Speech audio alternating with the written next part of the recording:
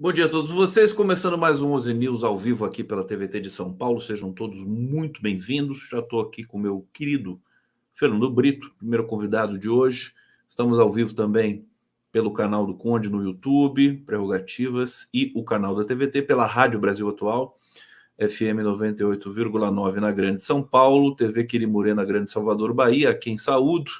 E vamos para mais uma jornada aqui com muitas informações. Vamos começar logo aqui de cara com os desdobramentos ali da sabatina de ontem no Senado. Fernando Brito cada vez mais otimista, né? Com esse Brasil maravilhoso. Querido Fernando Brito, como é que você está? Tudo bom? Estou aqui chocado ainda com o episódio de ontem, né? Porque é uma tristeza, né? No fundo é uma tristeza você ver aqui nós reduzimos, tá? O que já não era tão bom, o parlamento brasileiro, foi reduzido a um desfile de monstruosidades, né? É para você aprender uma expressão, o significado de uma expressão que se usa muito em direito, que se chama teratologia, né? O estudo das monstruosidades. Né? Porque só como monstruosidade você pode definir o que foi a participação dos senadores da extrema-direita naquela entrevista ontem. E a facilidade com que o Dino se livrou desses golpes de clava. Eu não me recordo bem, essa música que você usa na abertura é do Katachuria, né? É do Grieg. Mas é do Edward Grieg. Sim. Esqueci o nome da canção, vou procurar aqui para você. Ela me lembrou a Dança Ritual do Sabre, né? Que é outra composição que é mais ou menos assim. E os nossos extremistas não usam sabre, não usam florete, não usam espadas, eles usam clavas. Né? Porque são... Eu diria nem clavas, acho que como é que são expressões mais complicadas, né? Dedo no olho, chute na canela. Não, são clavas mesmo, são coisas pré-históricas, entendeu? São coisas terríveis. Né? Isso que só facilitou o papel do Dino, né? Que se ouve muito bem,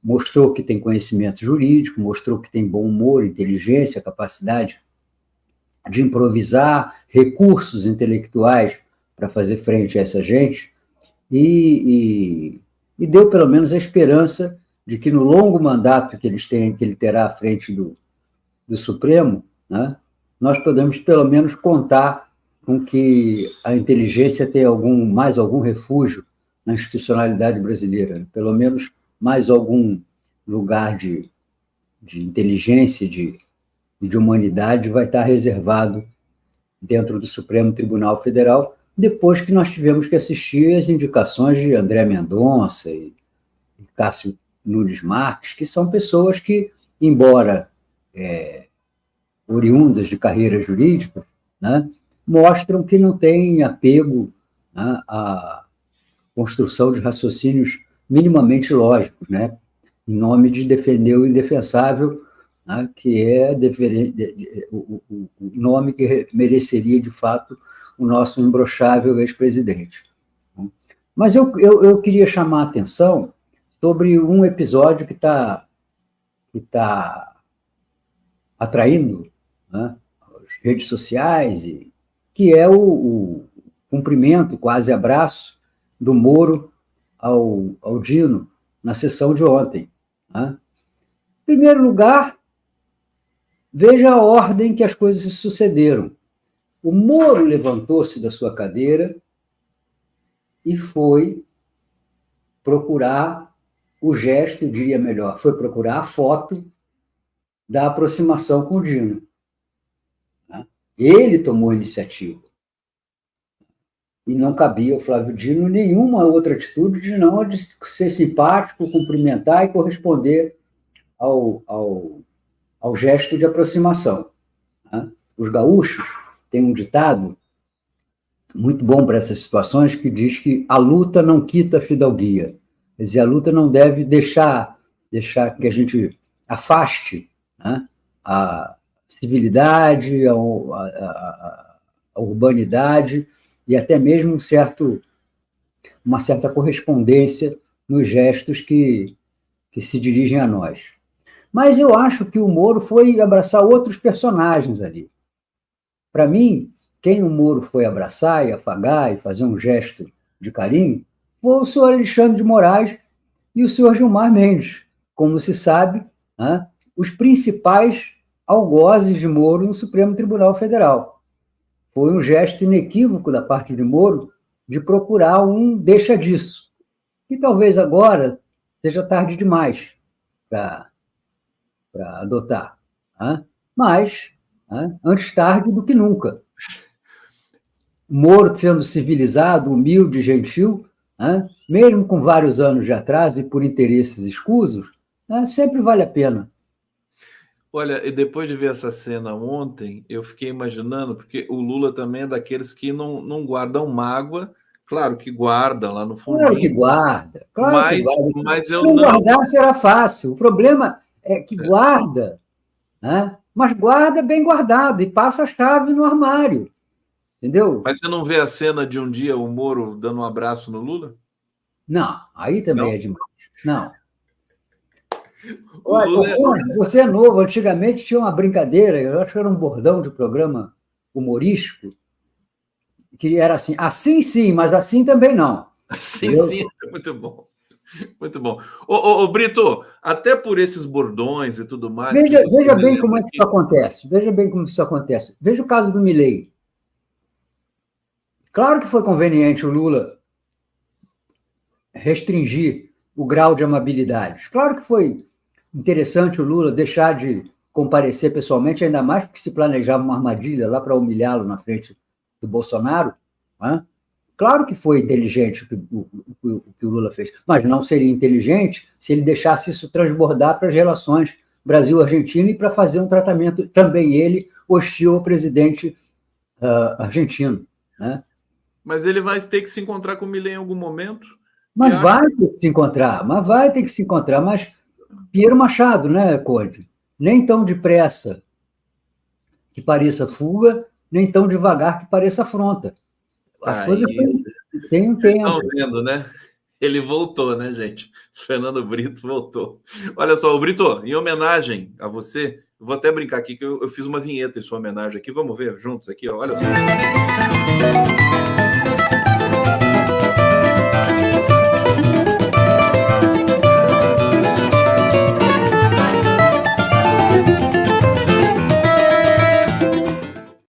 Aí o grande Fernando Brito, você quando você estava com esse... Você tem essa jaqueta jeans ainda aí? Essa jaqueta jeans é estilosa, hein? Devo ter essa jaqueta jeans, não. Volta lá, para no frame, que eu vou te contar a história dessa jaqueta. Eu não sei se eu vou... Pode contar que eu vou botar a foto aqui, é mais fácil. Essa jaqueta é o seguinte. O Brizola era um mão de vaca antológico. Né? Ele não se coçava. E quando era instado a se coçar, ele se segurava para ver se alguém que se coçava antes. Né? E já no final da vida dele, lá nos últimos anos, a gente foi fazer uma gravação. E ele levou essa jaqueta aí. Né? Mas chegou lá no estúdio, etc., então ele tirou a jaqueta para gravar, e a jaqueta ficou, ele foi embora e esqueceu a jaqueta pendurada lá num cabide. E eu achei a jaqueta, e passei a mão no telefone, liguei para ele e falei, governador, que tal, Brito? Eu falei, o senhor esqueceu aquela sua jaqueta jeans? Ele falava jeans, não falava jeans, ele falava jeans, com J, G. E, tu pega para mim? Eu falei, peguei, mas não é para o senhor não, peguei para mim. Que ela vai ficar sendo um presente seu para mim, involuntário. O senhor nunca usa essa jaqueta? Resolveu usar uma vez, não vai usar mais. Me dá essa jaqueta aqui que eu gostei dela. E eu conservo até hoje. E o pessoal brisolista que estava lá no estúdio brincava, né, dizendo, Brito, pegou o manto? E eu dizia, peguei o manto e não largo o manto. Então, essa jaqueta está aqui no meu armário até hoje e é uma recordação que eu conservo há quase 20 anos, né, do Brizola, né, como um presente que ele involuntariamente me deu. É uma coisa tão rara essa jaqueta que o download que eu estou fazendo da foto aqui não acabou ainda. Então, daqui a pouco eu mostro a jaqueta aqui. Ô Brito, antes, história fantástica, quer dizer que você está com ela, serve direitinho. Você tinha o mesmo manequim do Brizola? Era a mesma... Não, mas ele comandava um negócio, ele andava com as roupas no estilo defunto era maior, entendeu? Também não me cai mal, não. Ó, eu vou colocar na tela aqui um dos momentos que você vai lembrar. Por favor, respeita a minha condição. Estou doente, não faça isso. Deixa eu só colocar um pouquinho aqui. Ele é uma academia, ele disse ontem que treinou 30 mil homens. Eu vi isso. Esse cara ele precisa de um tratamento, né? Não, ele não precisa de um tratamento, porque vai ser desperdício de remédio. Entendeu? Ele precisa de um cordão sanitário, entendeu? Cordão sanitário. Você não quer que coloque, então, o trecho? Você prefere não? O quê? Não, vamos lá, né? Fazer o quê? Vamos lá, peraí. Usou de uma informação para chantagear o atual presidente Lula para estar na função de ministro da Justiça. Pausa. Então, vamos lá. Segundo a inteligência policial do senhor Marcos Duval, o Dino chantageou o Lula para obter o cargo de ministro da Justiça. Veja, o Ministério da Justiça foi um dos raríssimos que sequer teve uma cogitação de ser dado a outra pessoa. Mas aí vocês vão imaginar o seguinte, o Lula foi procurado pelo Dino e o Dino disse, se não me der o Ministério da Justiça, eu vou contar para todo mundo que você fez isso, isso e aquilo. E aí o Lula, como gratidão, não só lhe dá o Ministério da Justiça, como também enfrenta a parada de indicá-lo ministro do Supremo Tribunal Federal, sabendo que o Dino seria alvo de todos os ódios, incompreensões e ataques daquele grupo bolsonarista no Senado. Uma indicação, no mínimo, difícil, como o placar acabou mostrando.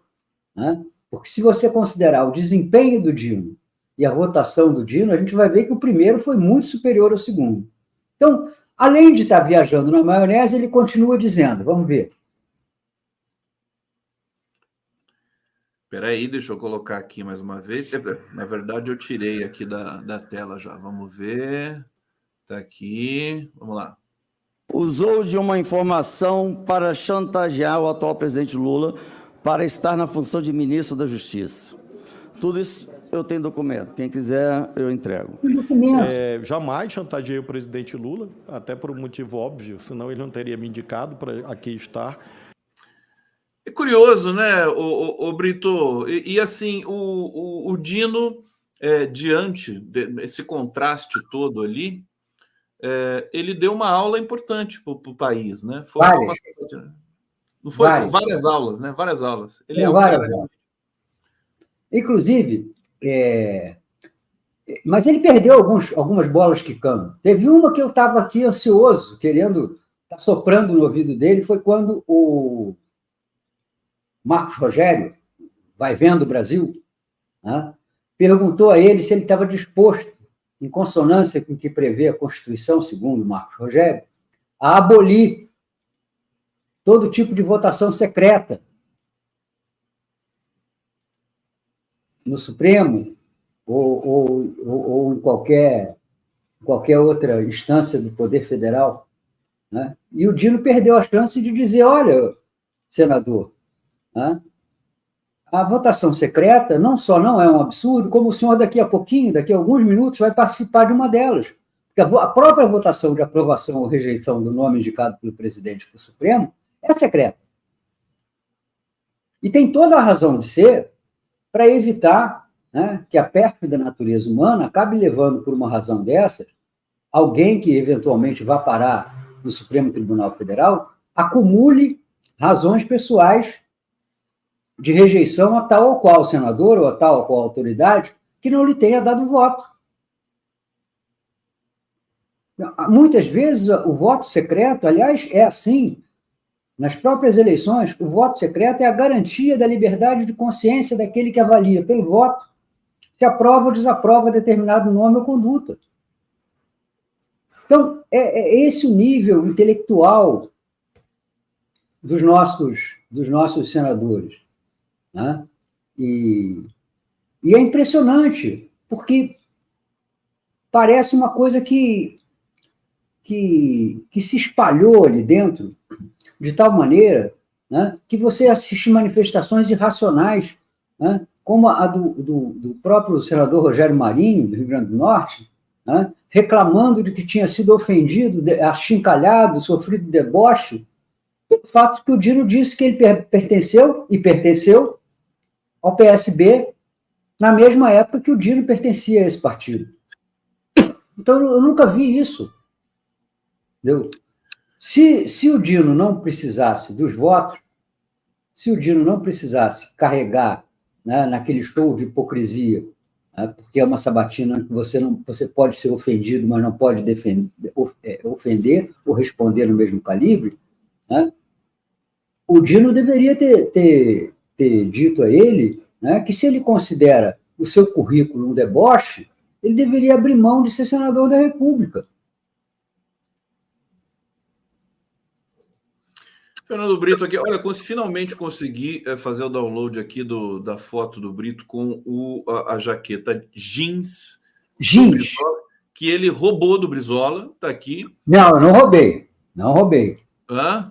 Não roubei. Eu me aproveitei no descuido. Se aproveitou no descuido. Tá aqui. O Brizola acho que ele tá por aqui, viu? Porque a dificuldade de baixar esse arquivo não foi qualquer coisa, não. Quando a humanidade era mais artística, os meliantes tinham um nome profissional para cada forma de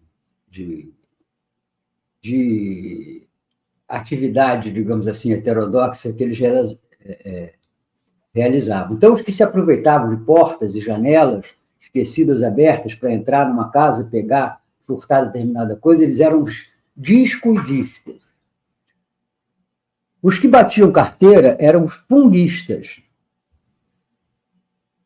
Entendeu? E essa minha delinquência tem um nome, né, que era o de descuidista. Quando alguém zelava mal por alguma coisa e, por conta disso, a perdia, né, ele tinha sido vítima de um descuidista. Eu fui um descuidista com o Leonel Brizola. Descuidista, tá bom. Vou tomar cuidado com o seu descuidismo. Ô, Fernando Brito, vamos falar um pouco da situação ali no Congresso, porque é um momento muito preocupante para o Fernando Haddad. Tem aqui uma nota de que o Congresso articulou a derrubada de todos os vetos que o presidente Lula produziu ali, né? Inclusive o da desoneração, e aí a gente tem o Haddad tentando formatar o orçamento para 2024. Dá um panorama da sua leitura desse processo aí. O Maquiavel, né, tanto quanto jamais escreveu que os fins justificam os meios, né, ele escreveu sobre o que é melhor, ser amado ou ser temido. E disse que era indubitável que quando você era apenas amado, né, você procurava ser amado apenas, você dificilmente conseguia isso. Essa questão foi um ato de boa vontade, de extrema boa vontade, da ex-presidente Dilma Rousseff, né, que, em nome de criar mais emprego, numa época, inclusive, que o emprego estava bombando no Brasil, sugeriu essa ideia, que era uma ideia que se tinha nos anos 70, 80, de tornar mais justa a tributação sobre o trabalho nos países europeus, que era substituir a contribuição previdenciária por contrato de trabalho por uma contribuição previdenciária sobre a folha de pagamento, de tal maneira que, se você faturasse X, você ia pagar de custos trabalhistas os mesmos Y que você pagaria se ganhasse 2x, 3x, 10x, percentualmente. entendeu? Então, ela fez isso. E isso nunca mais se conseguiu retirar. Ela fez isso por um período experimental, e o período experimental virou eterno, né? Isso vem desde 2011. E só foi aumentando. De tal maneira que a renúncia fiscal relativa a isso chega a centenas de bilhões de reais. Centenas de bilhões de reais. Veja que nós estamos fazendo muitas discussões sobre imposto de offshore, imposto sobre fundos de grandes fortunas, para arrecadar mais 20 bilhões. Então, nós temos 10 vezes mais. A desoneração, ela faz a gente perder centenas de bilhões. Centenas de milhões. E não necessariamente, né, gera emprego. Porque, por exemplo, um dos setores beneficiados, né, o de telemarketing, né, é um dos mais automatizados. E é um dos mais precarizados também, né? Além de serem precarizados na pouca mão de obra que contratam, eles também são extremamente robotizados no seu funcionamento. Outro, a indústria automobilística, né? A gente sabe que ela emprega hoje 20, 30 vezes menos trabalhadores do que empregava 30 anos atrás. Volkswagen, hoje, por exemplo, deve ter menos de 10 mil operários. Não, e deixa eu só fazer uma observação que você destacou aqui. Quando a Dilma fez essa desoneração, em 2012, né? O Brasil estava com praticamente pleno emprego, que eu me lembre. Não era? Sim, nós estávamos com uma taxa de desemprego na ordem de 5%, o que é praticamente desemprego zero, se você considerar a taxa de rotação do Pois próprio... não dá para entender por que esse programa foi estabelecido. Não? Porque era uma maneira moderna, ou pseudamente moderna, né, de tentar favorecer um emprego mais intensivo da mão de obra. Entendeu? Como na maioria dos casos, né, o Estado cede para promover o desenvolvimento econômico, o desenvolvimento do trabalho e da produção. Veja a quantidade de incentivos fiscais que os governos estaduais dão para empresas se instalarem nos seus estados. Aí você vai ver, elas se instalam produzindo com 100, 200, 300 pessoas no máximo, né, porque são plantas novas, então elas saem muito modernizadas do ponto de vista da automação, entendeu? Não é simples essa questão. Não é simples essa questão. A própria questão do emprego formal, ela é muito complicada, Conde, porque você tem uma tendência hoje, né, em que as relações de trabalho elas sejam cada vez mais informais, cada vez mais regidas por práticas que não são as práticas de 40 anos atrás. Né? Tanto que você vê, você não consegue hoje, em determinadas categorias, sequer exercer políticas de contratação, porque os próprios trabalhadores não querem, né? Porque isso vai representar custo para eles. Embora, na prática, acabe representando custo para o Estado, porque como eles não têm recolhimento previdenciário, né, o Estado vai acabar tendo que fazer frente à despesa de sustento dessas pessoas na doença ou na velhice, né, sem ter recebido a contribuição previdenciária correspondente. É o caso do pessoal de Uber, entregador, é muito difícil, é muito complexo, entendeu? Então, é fato que, nesse caso aí, você tem que pensar em taxar as empresas. Né? Mas nos ramos tradicionais do emprego é que isso não faz sentido.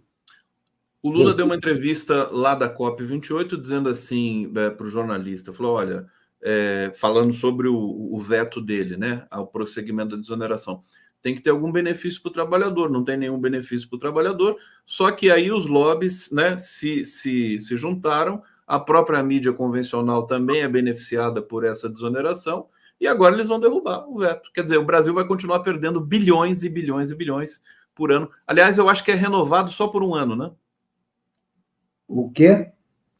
A desoneração, se derrubarem o veto do presidente Lula, ela segue mais um ano e depois ela volta para saber se continua ou não, né? O Congresso.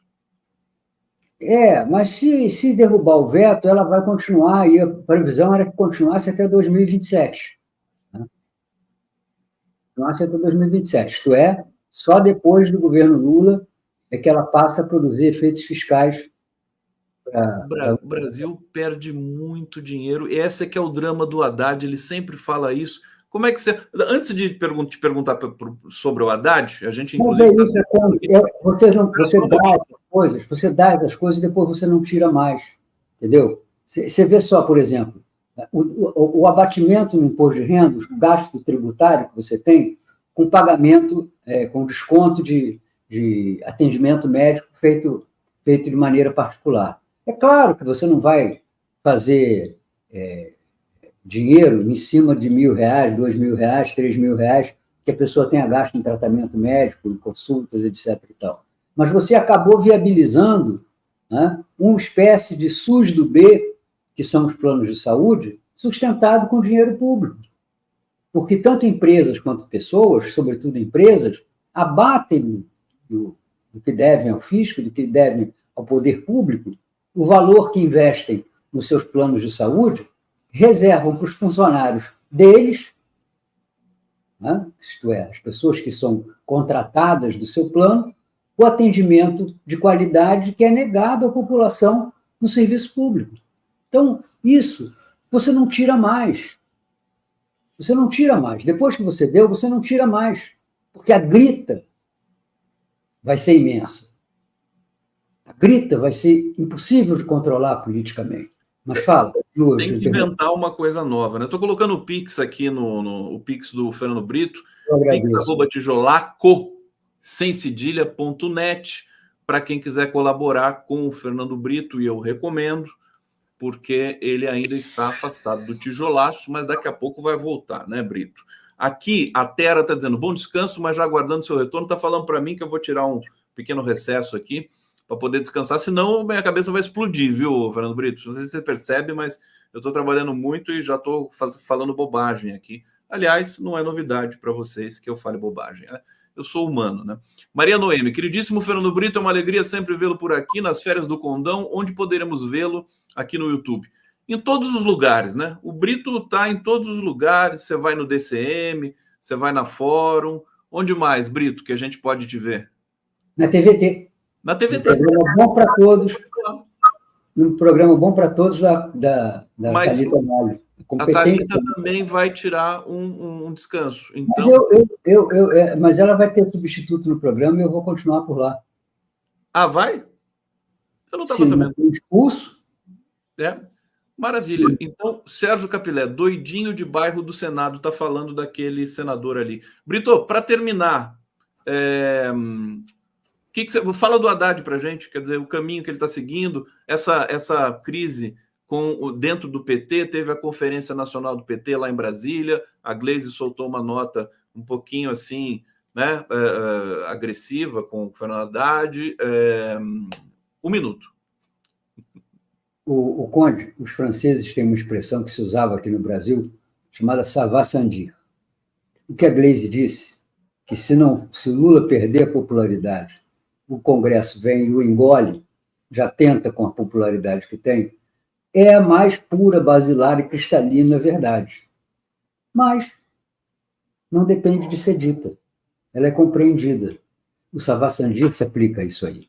Né? É claro que o que segura os ânimos e apetites do Congresso em relação a se opor ao Lula, que é da sua natureza, é a popularidade do Lula. Não é diferente do que foi assim, do que foi no primeiro mandato ou no segundo mandato. Então, é criar uma crise. Ficar fazendo essas afirmações é criar crises e dar a eles coisas às quais vão se apegar. Porque como eles não têm causa, eles ficam se apegando aos seus escorregões, às coisas que você diz que contrariam o senso comum, ou que mesmo não contrariando o senso comum como essa, né, podem parecer ofensivas, podem colocar eles numa posição de agressividade que eles têm, mas não confessam que têm. Né? Então, a polêmica não tem que se travar aí. A polêmica tem que se travar no fundamento.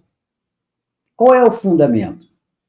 O fundamento é: o Brasil precisa de investimentos públicos, estruturantes, que gerem produção, que gerem crescimento. Emendas parlamentares não vão fazer isso. Reforma de pracinha não vai fazer isso. Iluminação colorida de festa de Natal nas prefeituras, como a gente viu outro dia na Folha, cidades que gastam milhões e milhões de reais, mais do que o orçamento da educação, organizando presépio colorido de Natal. Então tem que ser dito, a população tem que ser educada para isso. Tá?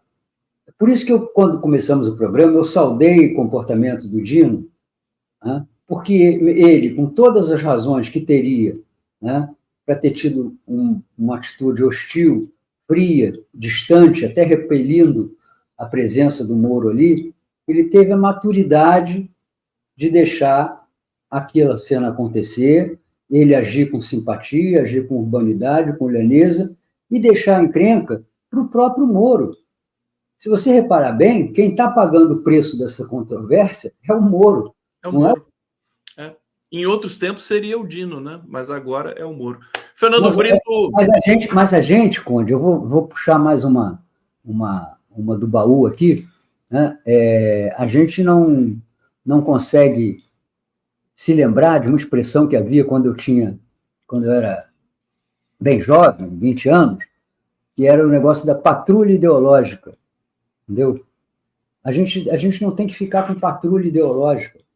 Patrulhismo ideológico só serve para quando a gente não tem nenhum outro referencial. Agora nós temos capacidade, poder e alcance para nos exprimir, né? E não entrar em pataquada. Veja, Conde, se a gente fizer um raciocínio, quanto desses hábitos que a gente vai vendo aí, né, no uso das redes sociais pela extrema-direita, quantos não fomos nós, do lado progressista, que iniciou com a ideia da lacração, com a ideia do flash mob, com a ideia do... Sem dúvida, sem dúvida. Eu acho que a gente está... A patrulha passou para a direita agora e que fique por lá.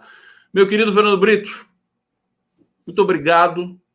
Quando é que você vai brindar o público com esse seu recesso de final de ano? Amanhã eu começo a me despedir e volto em janeiro, né? E quem vai fazer o seu horário? Felicidades. Você vai aproveite bastante. Quem vai fazer o seu horário? Não, o meu horário, quem vai fazer o meu horário? O nosso horário, a gente vai fazer uma seleção das melhores entrevistas. Vai ter para você descansar também, pô. Caramba, você não, eu estou descansado demais. Eu preciso me cansar. Mas para isso eu preciso ter força. Valeu, querido.